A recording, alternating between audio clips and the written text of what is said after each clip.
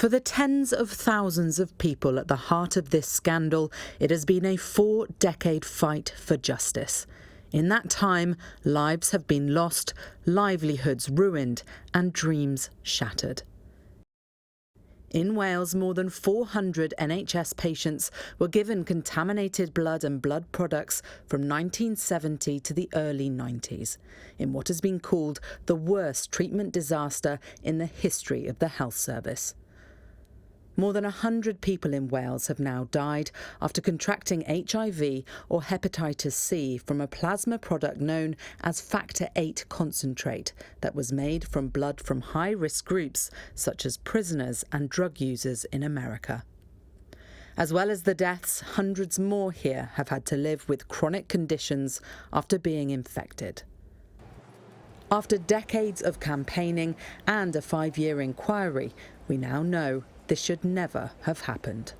We know that the patients were treated without consent, and it's just very worrying that government just accepted that, and there was no candour, there was no truthfulness, and that line was taken, and that continued. It's a deadly disease, and there is no known cure. Adverts like this in the 80s fueled fears, but also meant many families were vilified, and for some, the stigma was crippling. If you ignore AIDS, it could be the death of you. It's why many, like Owain's late father Norman from Treorchy, never spoke openly about living with HIV.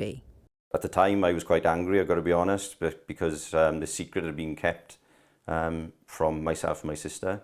The inquiry, to be honest, has helped a lot in hearing other people's statements and the effect and the stigma of HIV in the 80s had on them and their children, whereby people needed to move house and so on. It was horrendous.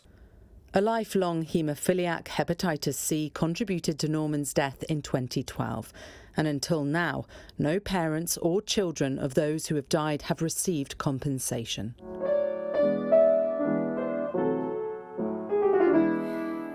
Owain keeps his father's memory alive through a mutual passion for music. His dad will never know the extent of the cover-ups and betrayal he faced, but like the thousands of others affected, Owain hopes finally getting to the truth paves the way for long overdue justice. Alexandra Hartley, ITV News.